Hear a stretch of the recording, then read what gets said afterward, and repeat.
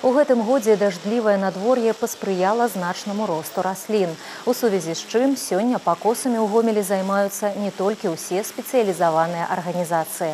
Это покос коммунальной территории дворовой выполняют предприятиями «Красная гвоздика», «Кермашек», «Жруб», «Советская». И вторая – это в рамках «Чистого четверга» предприятия и организации выкашивают свою закрепленную территорию. На дапамогу спецыялізаваным арганізацыям у Гомелі прыходзяць неабыякавыя гараджане, якія займаюцца покосом травы со своими приладами.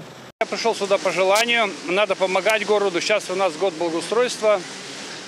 И надо помогать городу, чтобы в городе было комфортно и красиво. Важно даже в целях безопасности ту же траву покосить, чтобы клещей не было. Ну и приятнее же жить в чистом городе. Асаблівая ўвага прыватнаму сектару. Згодна з новымі патрабаваннямі заканадаўства, уладальнікі прыватных гаспадарак павінны касіць траву вакол участка, калі яе вышыня перавышае 20 сантыметраў.